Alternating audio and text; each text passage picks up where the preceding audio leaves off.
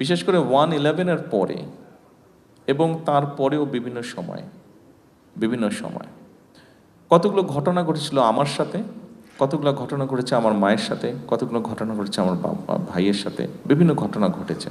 আমি চাইলে ব্যক্তিগত আক্রোশ থেকে হয়তো আমি প্রতিশোধ নিতে পারি, কিন্তু আমি যদি নেই তাতে বেনিফিটটা কি হবে বলতে পারেন? কোনো বেনিফিট হবে কারো? কোনো প্রবাসীদেরকে সুবিধা দিতে হবে। কি সুবিধা? একজন একজন একজন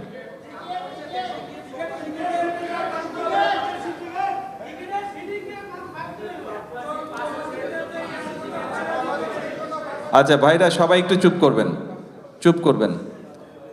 আমি এটাই চাচ্ছিলাম, এই যে এখন মাত্র এই গত কয়েক সেকেন্ডে যে ঘটনাটা হলো, এই ঘটনাটা আপনাদের সবাইকে দেখানোর জন্য আমি এটা চাচ্ছিলাম।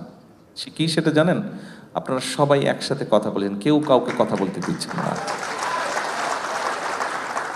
আপনারা সবাই কেউ কাউকে কথা বলতে দিচ্ছেন না। তার ফলে কি হচ্ছে জানেন? কোনোটাই হচ্ছে না। তার ফলে কোনোটাই হচ্ছে না, কারোটা কেউ বুঝতে পারছে না, কারোটা কেউ শুনতে পাচ্ছে না, এবং আমিও কিছু করতে পারছি না।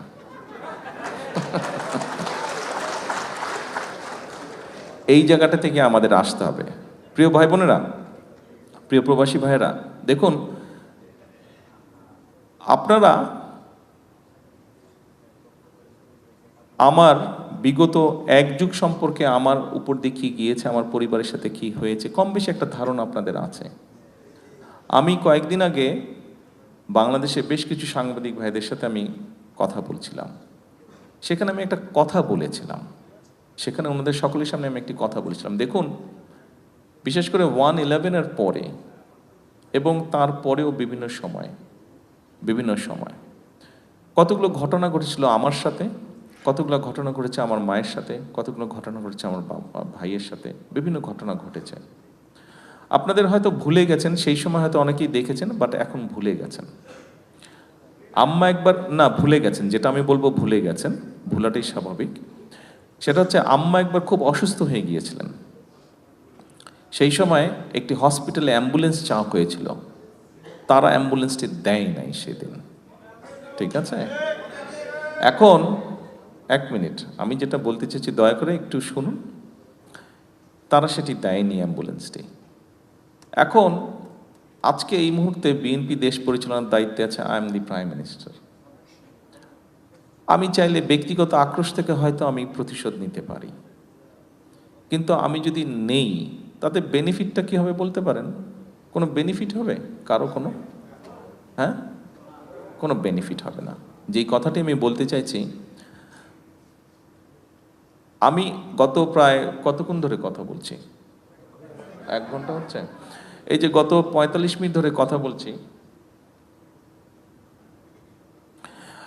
গত 45 মিনিট যাবত কথা বলছি, যেই জিনিসটা আপনাদেরকে বোঝাতে চাইছি সেটি হচ্ছে যে, দেখুন, আমাদেরকে একটি বিষয় থেকে বের হতে হবে। আপনাদের সামনে যে পরিকল্পনাগুলো তুলে ধরলাম, এই পরিকল্পনাগুলো আমাদের সবার জন্যই আমরা করেছি। আমরা যদি সকলে মিলে হইচই করি, সকলে মিলে যদি শুধু নিজেরটা দাবি করি, তাহলে কোনোটাই হবে না।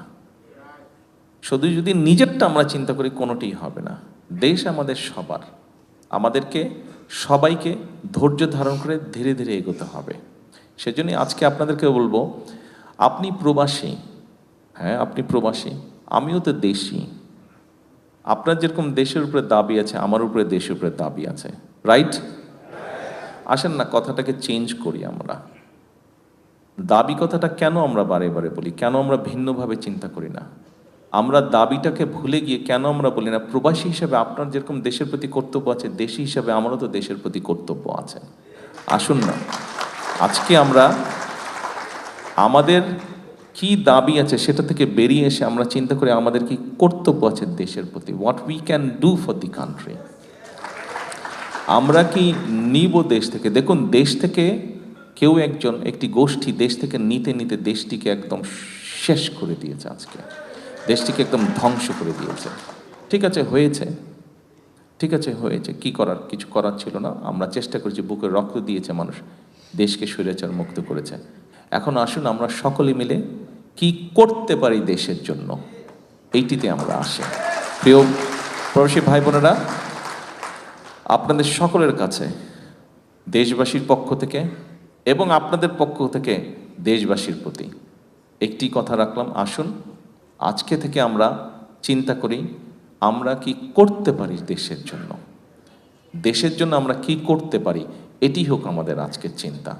আপনাদের কাছে এই আশা রেখে, এই চাওয়া রেখে আমার বক্তব্য আজকে শেষ করছি। সকলে ইনশাল্লাহ সুস্থ থাকবেন, ভালো থাকবেন।